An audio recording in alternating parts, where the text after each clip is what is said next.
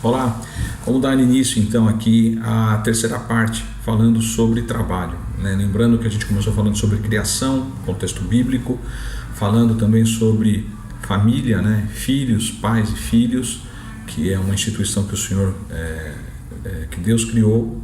E agora nós vamos falar sobre o trabalho, né? E aí a gente precisa, né, já dar início a isso falando justamente sobre essa questão da origem, né? É uma pergunta que normalmente as pessoas fazem, falando quem criou o trabalho, né? Quem foi que criou o trabalho, né? Eu já até ouvi pessoas comentando isso. Eu queria saber quem foi que criou, que eu quero pegar essa pessoa.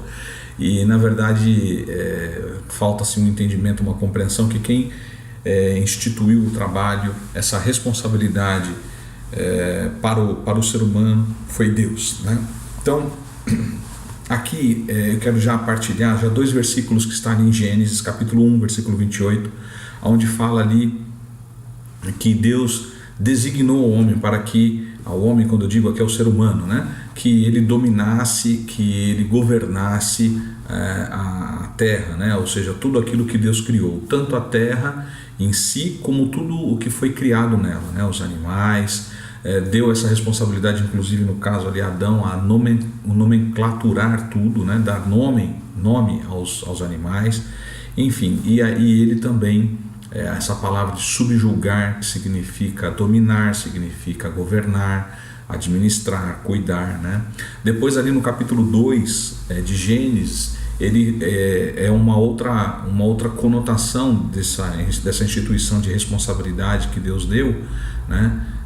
Quando ele diz ali que ele teria que cuidar do jardim, né? Enfim, cuidar ali daquele ambiente onde ele estava vivendo, né?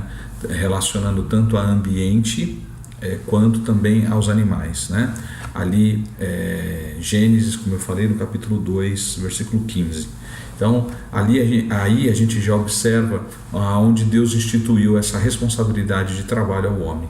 E aí as coisas começaram a avançar nesse sentido. E Deus, de certa forma, cobrava ou interagia com Adão, e no caso com a humanidade, sob essa responsabilidade, né? Então Deus diz ali que todas as coisas foram criadas para o homem, que ele poderia usufruir, que ele poderia comer, os animais também com essa conotação, né? Então todo esse início, capítulo 1, capítulo 2, que fala da criação, né? Que eu falei lá no primeiro vídeo, e aí já é uma abertura para essa instituição do trabalho. Só para que a gente também faça um comentário rápido aqui a respeito da queda, né? Quando a palavra de Deus fala sobre a queda, quando fala queda, né, do homem, que é referente ao pecado, que é quando Adão e Eva ali, eles cometem uma desobediência daquilo que Deus tinha determinado, definido, né? Deus também tinha explicado o porquê daquilo, mas eles acabaram quebrando essa regra, não cumprindo, desobedecendo, e também havia as consequências quanto a isso. E muitas pessoas têm uma interpretação, um entendimento errado quanto a isso, falando que o trabalho foi uma maldição, e isso foi vivido em toda a Idade Média, e alguns aí dão um apelido ou um outro nome para essa Idade Média, para o tempo das trevas, né? Que foi aí do século IV até o século XIV, né? Então foram em torno de 1000 anos dessa Idade Média, que tem toda uma história nisso, mas o que marca muito nesse período é que o entendimento de trabalho que era de maldição, né? E justamente fazendo referência a isso que eu acabei de dizer, depois que Adão e Eva cometem ali o pecado de desobediência, né? E ali há uma consequência, e Deus os expulsa do jardim, né? Onde eles tinham ali um ambiente de trabalho muito mais leve, e no sentido de cuidar de tudo aquilo, e ao ser expulso, Deus já declara, uma outra determinação de Deus, que o trabalho seria muito mais árduo. E o que Deus amaldiçoa, podemos observar lá no texto, não é o ser humano. Deus não amaldiçoou Adão e Eva e a sua descendência. Deus amaldiçoou a terra, que aí iria produzir, produzir dificuldades para o homem trabalhar. E aí Deus ainda fala que Adão agora terá o seu sustento com o seu suor, né? Ou seja, com o trabalho que já existia. Eu diria que o trabalho era mais leve, pós-pecado o trabalho simplesmente se tornou mais pesado, mais trabalhoso, mais duro, né? Como também outras consequências no caso com a mulher, e aí Deus, enfim, determinou e definiu essas consequências por conta do pecado. Mas referente ao trabalho, é para ficar bem claro aqui, o cristão precisa ter isso bem claro.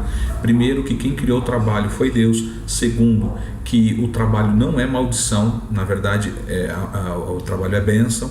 E esse entendimento que trabalho é maldição foi o que houve muito na Idade Média, nessa idade, na época das trevas. Isso foi quebrado a partir de 1500, mais precisamente 1517, por conta da reforma protestante. Por isso que é importante, é um marco isso na história, e a gente vê toda uma mudança e um avanço nessa questão de trabalho após o conceito e o entendimento que trabalho não é maldição, mas trabalho é bênção, né? Já relatado isso desde o começo. Aí cai, você vê como a má interpretação, o que leva as pessoas a acabarem tendo uma condução de vida equivocada, ruim e distante do que realmente Deus definiu como princípio, né? Por isso que é muito complicado e importante a gente ter o entendimento correto da palavra de Deus. Então, lembrando que trabalho não é maldição, trabalho é bênção, né? Deus não amaldiçoou o homem, Deus amaldiçoou a terra, e nessa situação de queda, na questão trabalho, é que houve um agravamento, um trabalho se tornou mais árduo depois dessa questão do pecado. Tudo bem até aqui? Bom, aqui a gente vai fazer alguns vídeos, mas eu quero aqui falar alguns pontos nesse primeiro vídeo.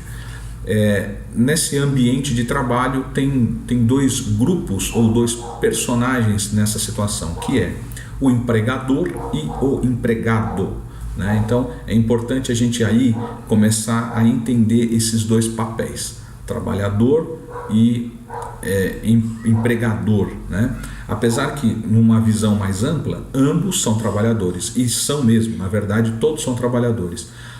Que um é o que faz a geração desse trabalho de uma forma mais ampla, principalmente nos nossos dias, quando a gente olha em séculos passados, e aí principalmente num contexto de muitos anos atrás, esse entendimento ele não era tão amplo quanto é hoje, né? Mas a gente vai nos próximos vídeos entrar um pouco nesse sentido, nesse mérito, nessa questão, para a gente poder detalhar um pouco mais, sempre à luz da palavra de Deus. Tudo bem?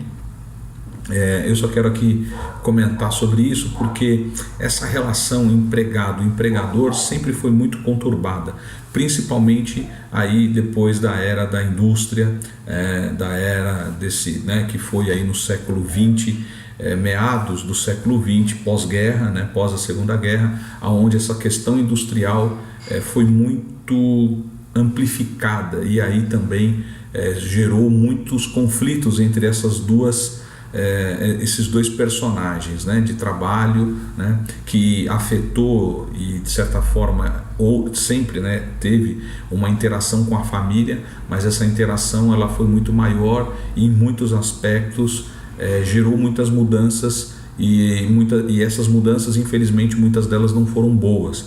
Então acabou gerando, na verdade, uma grande problemática. Essa interação faiscou e a gente vê hoje muitos problemas quanto a isso.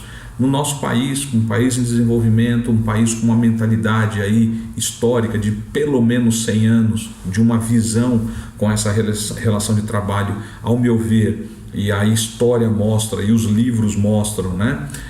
Alguns deles, na verdade, né? Tem alguns que são tendenciosos, mas na verdade mostra o quanto essa relação ela é e foi estruturada distante de um princípio bíblico, não ter um entendimento daquilo que Deus definiu. Ele sendo o criador do trabalho, como eu disse até agora, né? A gente precisa então entender quais são os parâmetros que Deus definiu sobre isso, e às vezes a gente acha que a palavra de Deus, a Bíblia Sagrada, não aborda esse assunto, e aborda. Eu quero aqui enfatizar novamente que a palavra de Deus aborda todos os assuntos relacionados à nossa vida.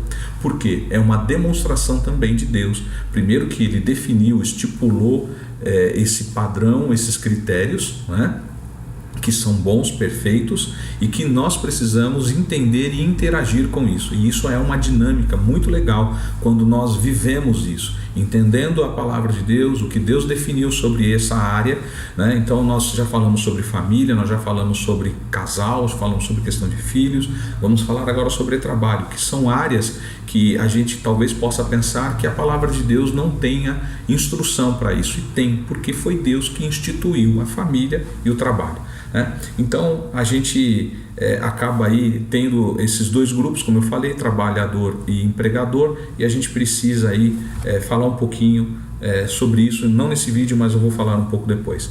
Eu queria aqui ressaltar alguns pontos do que nós vamos falar, né, que fala, por exemplo, que são conceitos e entendimento que nós precisamos ter. Todos nós somos corresponsáveis daquilo que acontece no ambiente onde nós vivemos, tá? Todos nós.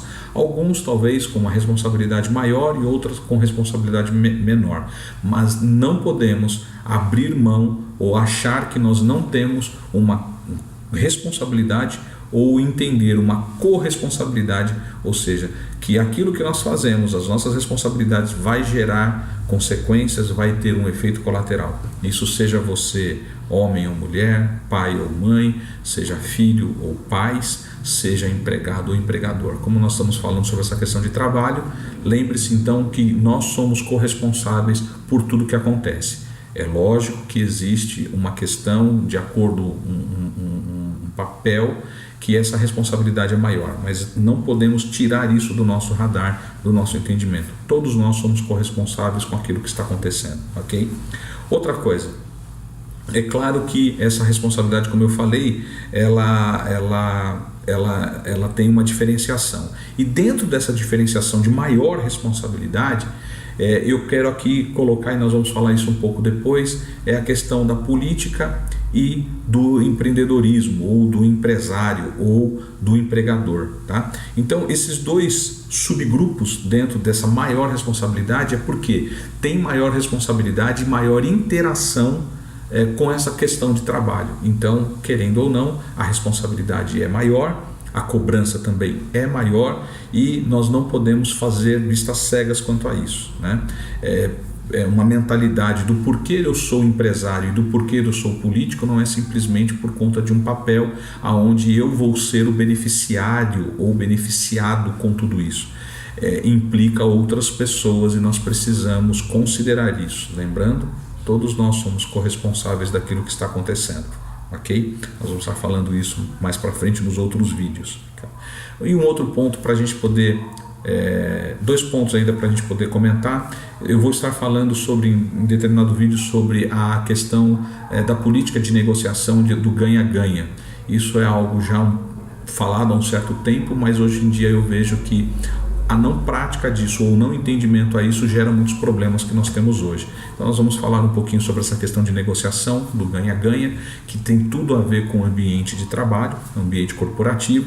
E outra questão aí que é consequências de pobreza e riqueza. O que a palavra de Deus fala sobre essa questão de pobreza e riqueza, o porquê disso, níveis disso, e o que a palavra de Deus fala sobre isso. E aí a gente vê aí também sistemas econômicos voltados para isso, e a gente precisa, à luz da palavra de Deus, ter uma boa compreensão.